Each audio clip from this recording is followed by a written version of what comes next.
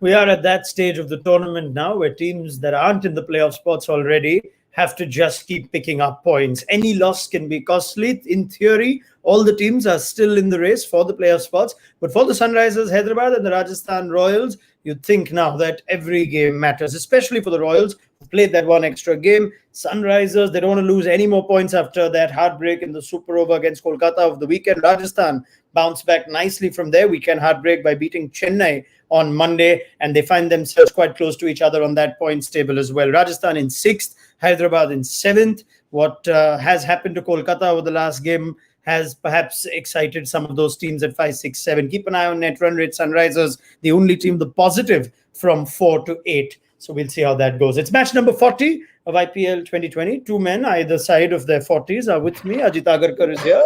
So too Ian Bishop. I'll consider you in the 40s, Bish. I know you turn 53 in a couple of days' time, but who wants to bother about that? Ajit, how's that?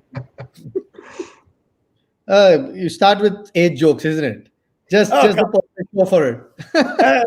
I mean, it just had to happen. I couldn't think of something better now. I mean, there are so many great introductions I've given you, but I trust myself to always come up with something different, right? Because it's that stage of the tournament now where we want to see, we don't want to see the IPL going flat. We're seeing perhaps a little flatness in Chennai and with Hyderabad and Rajasthan. I don't know what yesterday's result would do, Ajit. When you look at where these two teams are, there's now a very realistic chance that that race for the fourth spot is thrown wide open with the way Kolkata were beaten yesterday, isn't it? Yeah, and especially with the way Kolkata has been playing, you just seem to feel there's not something's quite not right with that team at this point, and it can go wrong for you quickly. So these three teams will be, very, very keen. I mean, you look at those net run rates. Sunrisers, in spite of being in that 7th spot, have a positive net run rate, and if they win today, they're on level on points with Punjab and Rajasthan, and just 2 points behind Kolkata. So.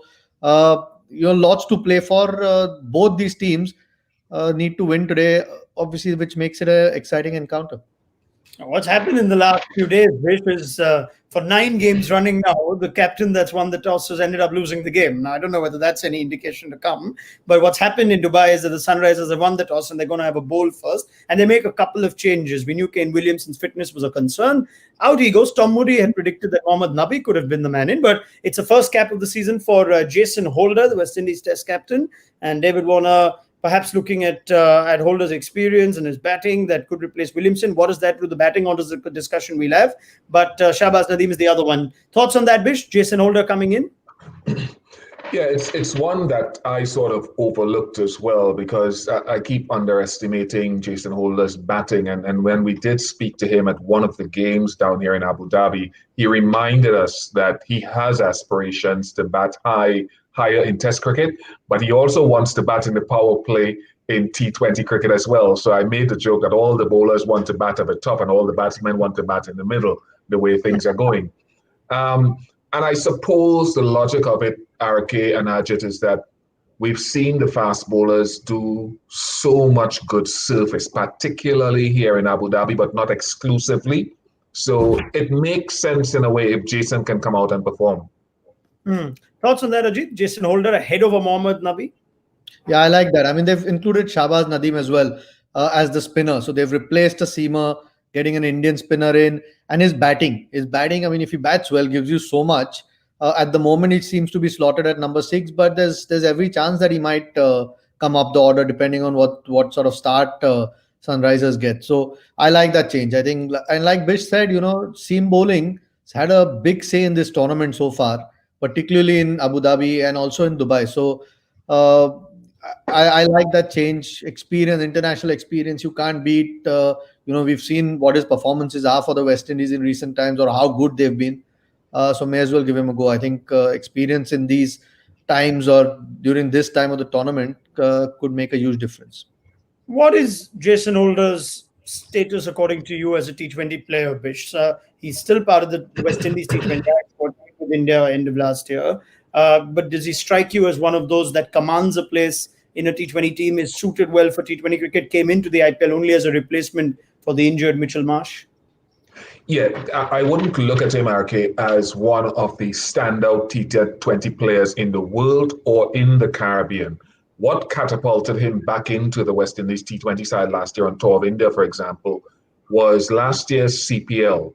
where he picked up, I think, 11 of 12 wickets in the power play because he swings the ball, he gets nice bounce, and he was particularly impressive in that phase of the game. He's not as good at the back end of the innings. And this year in the CPL, he was scoring a lot of runs relative to the Barbados Tridents, whom he captained again. He looked like a batsman apart from most of them, apart from Kyle Mayers. So with his improved cricket, I think he's getting better. I wouldn't say he's a standout T20 player, but I can understand today why they went for him. All right. Now you look at a Jason Holder, and Bish made the point, Ajit. Can you use him in a creative way in that batting lineup? Right now, Kane Williamson opened last game, perhaps for the injury. What Tom Moody did tell us on another preview for Sunrisers was that perhaps it was also a plan to have David Warner bat low, maybe try and change things around. Can you use a Jason Holder higher up the order? Can you use him in the top 3 or 4? I don't see that at the start of this game. I mean, we'll have to wait and see if that happens, but I can't imagine that happening at the start of this game. He plays spin well. He's still a massive hitter of the ball. So, those middle overs, I mean, we saw David Warner wasn't, even though he got the runs and he had those runs in that last over of Andre Russell, he didn't look quite at home at that number 4. So, I'd be averse to the idea whether it was a one-off thing because Williamson was injured in that game and they wanted him to just have a real crack and not do too much running at the top of the innings. We'll have to wait and see. But David Warner at the top is his best position, and if he can get going there, he just sets up the game for Sunrisers. So Jason Holder at this point, you'll have to keep him flexible, I guess, after number 3, depending on how the situation evolves. But before that, I think he's going to have a big role to play as a 5th bowler as well. So maybe that if he can bowl well, that confidence sort of almost trickles down to whenever he does have to bat. Yeah, when you look at that Sunrisers team, Vish, it seems like one of their areas of concern, which has been the story for them for a few years now, is that middle order with the Indian players there that tend to not quite do the job of finishing games as you would have liked. They tried to move that around by pushing Pandey down the order, Priyam up. Jason Holder batted 4 for the Barbados Tridents. He tends to bat a bit lower for the West Indies team. What's his best use, according to you, in this side? In this side? Wow. Well, I can't see him getting in at the top. I think Manish Pandey has to go back into his position. I'd be surprised, really, if he comes in ahead of Priyam Garg, unless it demands some big striking. So I would say floating slightly, but more in that middle order. Because Jason he's not dare I say the word, Carlos Brathwaite or Andre Russell or Kyron. He's not that guy. He's more of an authentic batsman who strokes the ball quite nicely and needs time to play. All right. Fair enough. What about the others in that middle order? We thought Priyam Garg looked like he could play a couple of, he could play that role, Ajit. It's a tough place to bat. But Manish Pandey moved around. Are you also in agreement that his best utilization would be if you just keep him at 3? They've also tried Vijay Shankar lower down the order. Abdul Samad's had a couple of games. From that, the look of that, where do you think the solution to the problem lies? Oh, that's the thing, when your top order plays as well as Warner and Bairstow have done, say last year, or most of the years, Warner for sure, a lot of these weaknesses are hidden. There's not as much pressure put on the middle order, and then you tend to think everything's okay. And this year, suddenly, you can see, okay, Williamson's a great player. But again, he bats in that 3 or 4 slot, and they have a problem. I'm a little bit surprised that Abhishek Sharma hasn't had much of a go. He can give you a few overs at time, left-hander. I would prefer him over Vijay Shankar.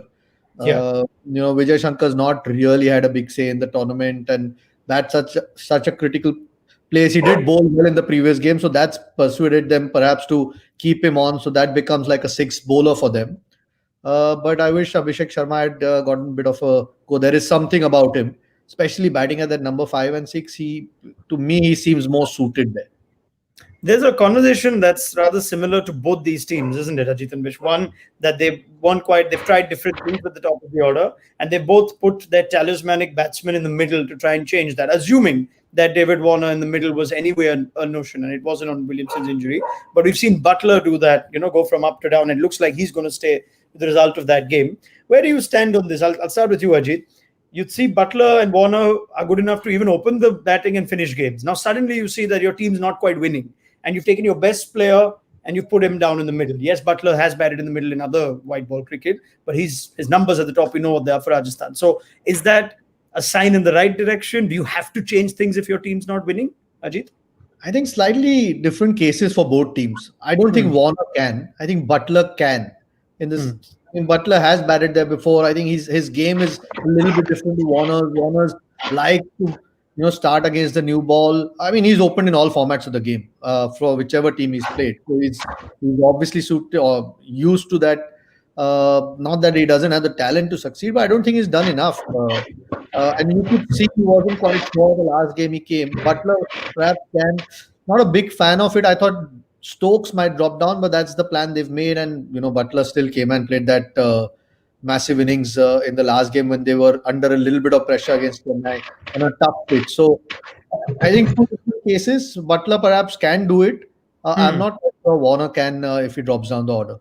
And you know why I'm prolonging this conversation, Bish? It's because I think that Tom Moody's theory is right. Don't start pointing your finger at me again that I know something on the inside like you did with the Punjab team, because I had nothing to do with that. But what I am going to say is, when you have Bairstow and Warner doing well, then they feel like, right, it doesn't really matter the rest. They eventually set the game up for the rest. Now, this season, it's not quite been as good for Bairstow and Warner.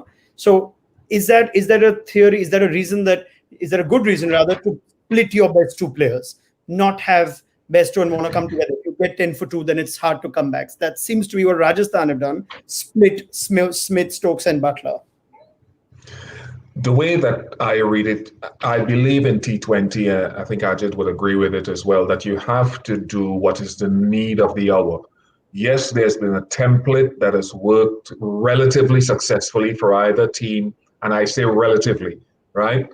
For Bairstow and Warner, for example, in the past.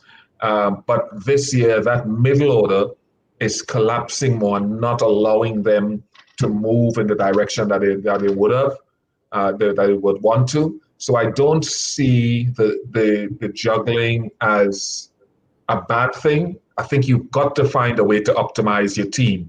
Even though Bairstow and Warner haven't done that well at the top, it's been reasonable individual scores, but the middle order is the biggest problem. And for Rajasthan, they're still hoping that Uthappa and Stokes will give them consistent performances. So I understand why they dropped Butler down and Smith came down to bolster that middle order.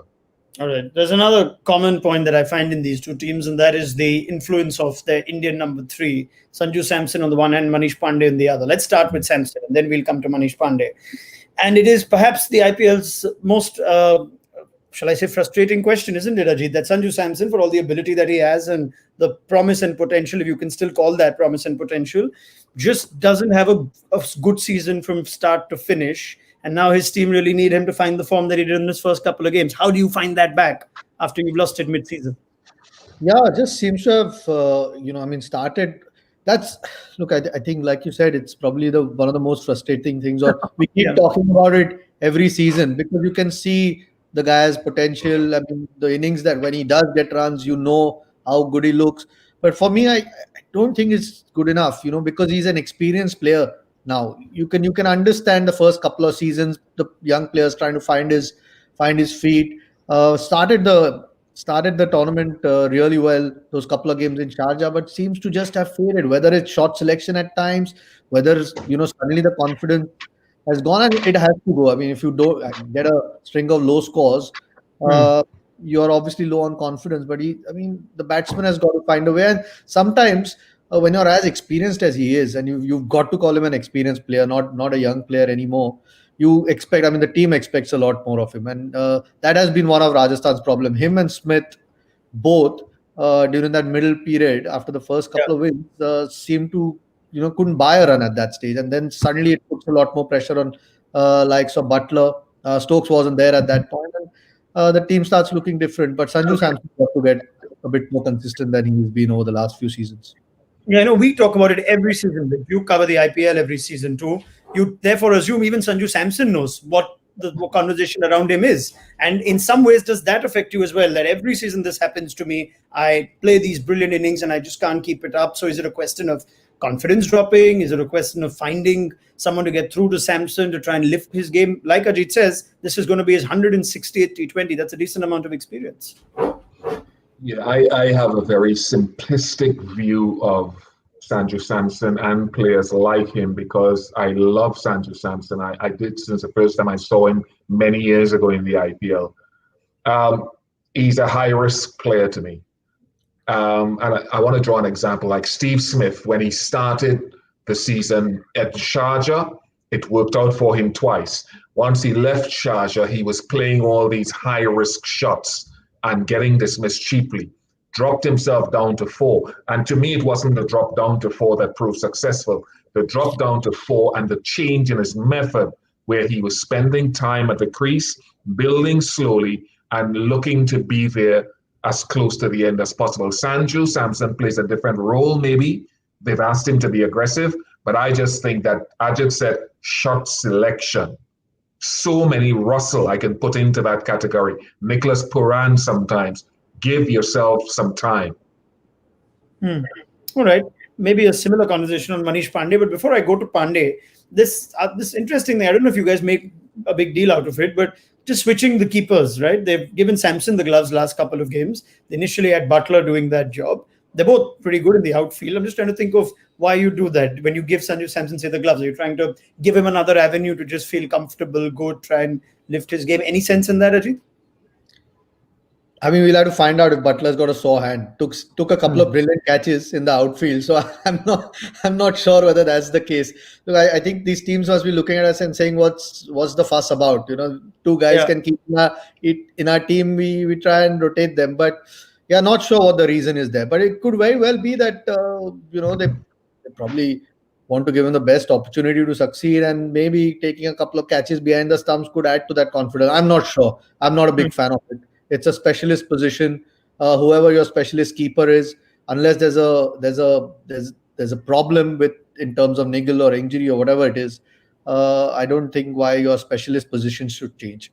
You stand on that one. You stand with Ajit on that one, Bish. We've seen Punjab as another team do it. Shuffle the gloves around between Rahul, Puran one game, Prabh Simran Singh when he was playing. Not a big deal. Not make too much of it, or good to have one guy as your keeper if he's playing. I wouldn't fuss about it because I don't want to speculate too much because there can be several reasons. Some guys, Johnny Bairstow wanted to keep. He wanted the gloves, for example, when he was playing for England. I interviewed Quinton de Kock after one of the games, and he said, man, it's hard, it's tiring.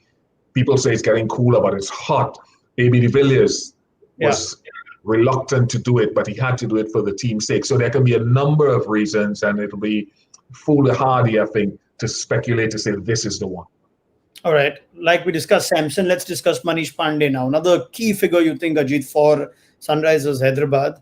And seems like the numbers at least suggest that his best is at number 3. Now, a guy who's going to play today his 250th or T20 game. So he's a little older than Samson. He's obviously been around longer than Samson. There's another experienced player. Does he quite live up to the expectation you'd have of him in this Sunrisers team?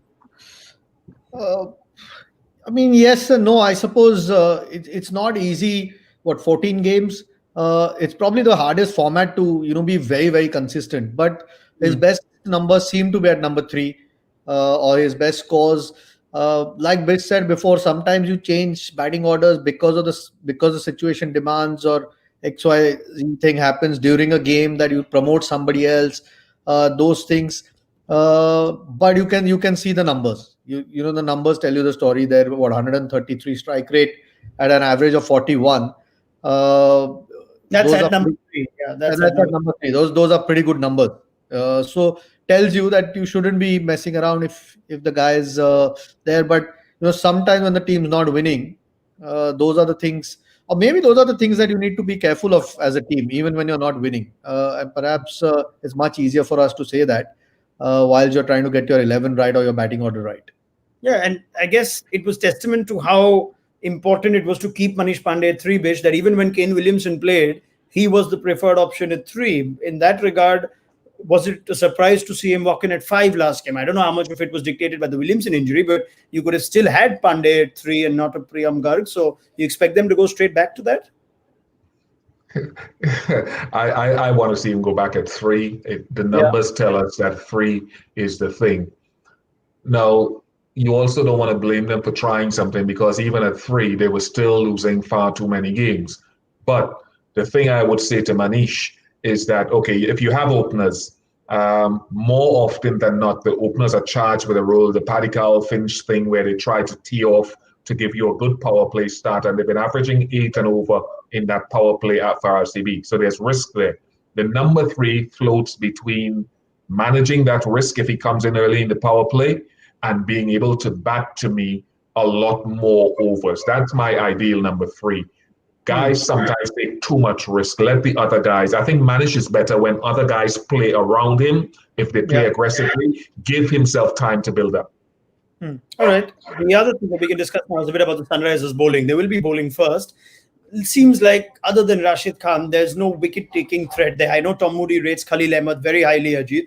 He seems to find himself out of the team now. We don't know if it's for fitness, but it could very well even be a selection call. And Basil Thampi got just the one game. They've brought in a spinner now. But does that worry you, the fact that beyond Rashid Khan, there isn't a wicket-taking option that they've got? Yeah, I mean, it has been a clear sort of weakness in their team, if you like. Natarajan showed some glimpses in this tournament that he's got the potential, especially bowling towards the end of the innings. But they don't have, most of the teams that are doing well. I mean, you look at Delhi or you look at Mumbai and now KKR, they're playing two overseas quicks because they can afford to. That suddenly gives you a lot more teeth to your attack. I don't think Sunrisers can afford to play two overseas bowlers. I mean, Jason Holders come in, he'll give you a few overs, but he's not an out and out strike bowler for you. So if you don't have that, I mean, Bhuvaneshwar Kumar's injury is a massive blow. That's the guy with Rashid Khan that they really depend on to get them wickets, bowl those important overs in the innings. So those kind of injuries you can't really replace. Stan Lake sitting in that squad, but because he's an overseas player, can't really get in. So they have limitations in that attack. It eventually comes down to how best the captain can use it. But yeah, they don't have too many sort of strike bowlers, if you like, that some of the other teams have.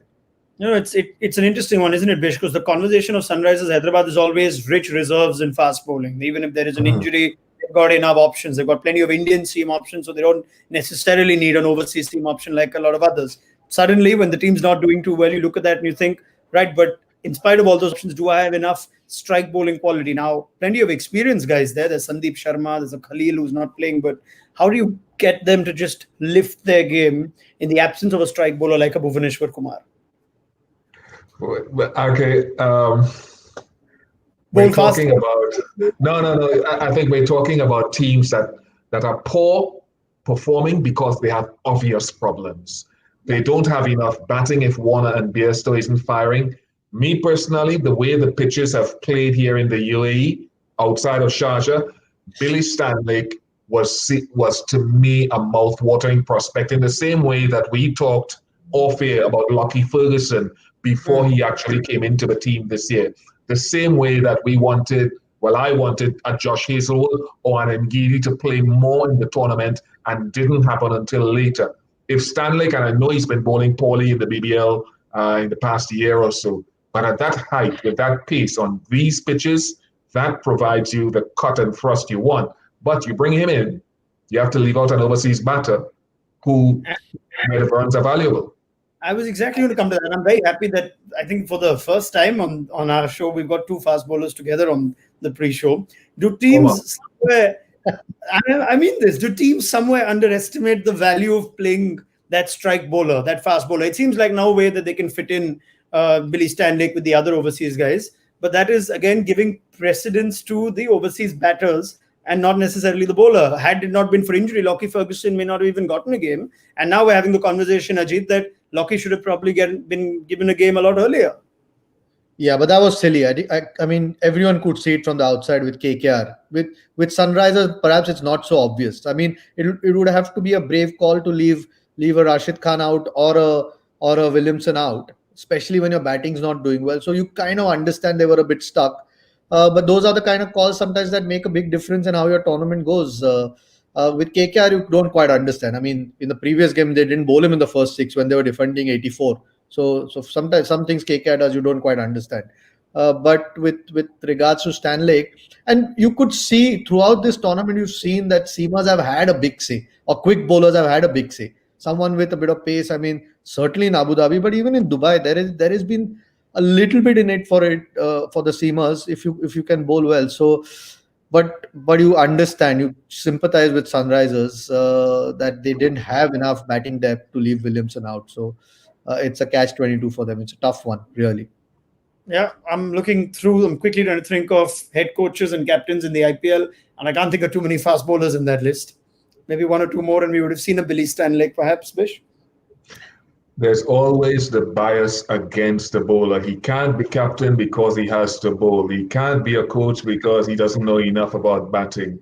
It's always a bias. But for Ask Ajit, bowlers are the only ones in any team who have to bat and who have to bowl. So we generally know more about the game than batsmen think they know. And you've got to figure things out on your own. Yeah. It's a very lonely world, especially in this T20 cricket. So beyond me how people don't think bowlers are a lot smart. I mean, I guess it's put to testament. We're not just having a bowlers are awesome party because Bish and Ajit are here, but it's because we've seen it in this year's tournament. Anrik Nokia, Rabada. You've seen Bolt Pattinson, Bumrah. You've seen Morris, Siraj, and Saini. You know, these are the teams that are in the right half of the table. So something, food for thought for all the other teams. I'll tell you what bowlers do get, even if they don't get high-paying IPL coaching jobs or captaincy jobs, they get decent analyst jobs, which is why we employ them. Thank you very much to Ajit Agarkar and Ian Bishop. Teams are already out in the field in Dubai. We will continue to get Ajit and Bishop's thoughts as this tournament goes on, and let's see how many Rajasthan get and what is a very big game for them in this IPL. This was Whirlpool Presents ESPN Cricket for T20 Timeout, powered by Dell.